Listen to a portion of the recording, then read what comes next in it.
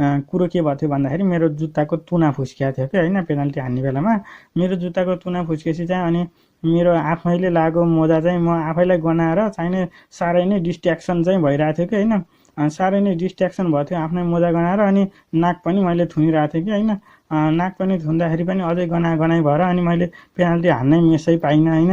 अनि कता गर्छ बल भन्ठानेको किप्परको हात चाहिँ गर्छ क्या नि है। यो कुरा चाहिँ कसैलाई भनिदिनँ, फेरि तपाईँले पनि नभन्नु होला है। जस पशुपतिनाथको दर्शन पनि गर्न गर्थ्यो त्यो बेलामा गोलेश्वर माताको दर्शन गर्ने पनि भने हो, तर गोलेश्वर माताको दर्शन गर्न चाहिँ बिर्सिएछ होइन। त्यही भएर गोलेश्वर माता रिसाएको पनि हुनसक्छ, त्यही भएर पनि गोल नभएको हुनसक्छ। हेर्नुहोस् पेनाल्टीमा अब देयर आर मेनी फ्याक्टर्स पनि भन्नुपर्छ क्या पेनाल्टीमा गोल नहुनको लागि होइन।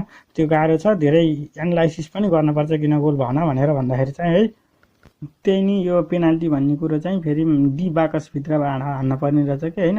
यो डी बाकसभित्र हान्ने चाहिँ मलाई फेरि खासै मन पर्दैन। हेर्नुहोस् होइन, आउटसाइड द बाकस हान्ने भएको भए चाहिँ मैले फुत्ता हानेर छिराइदिन्थेँ, तर यो डी बाकसभित्र हान्न पर्ने भएर चाहिँ मलाई अलिकति गाह्रो पनि भयो भन्नुपर्छ है।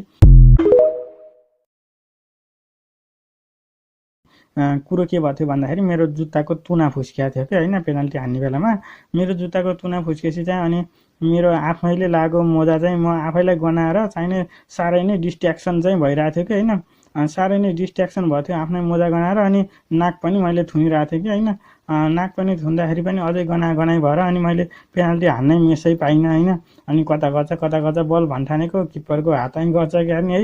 यो कुरा चाहिँ कसैलाई भनिदिनँ, फेरि तपाईँले पनि नभन्नु होला है। जस पशुपतिनाथको दर्शन पनि गर्न गर्थ्यो त्यो बेलामा गोलेश्वर माताको दर्शन गर्ने पनि भने हो, तर गोलेश्वर माताको दर्शन गर्न चाहिँ बिर्सिएछ होइन। त्यही भएर गोलेश्वर माता रिसाएको पनि हुनसक्छ, त्यही भएर पनि गोल नभएको हुनसक्छ। हेर्नुहोस् पेनाल्टीमा अब देयर आर मेनी फ्याक्टर्स पनि भन्नुपर्छ क्या पेनाल्टीमा गोल नहुनको लागि होइन। त्यो गाह्रो छ, धेरै एनालाइसिस पनि गर्नुपर्छ किन गोल भएन भनेर भन्दाखेरि चाहिँ है। त्यही नि यो पेनाल्टी भन्ने कुरो चाहिँ फेरि डी बाकसभित्र हान्न पर्ने रहेछ कि होइन।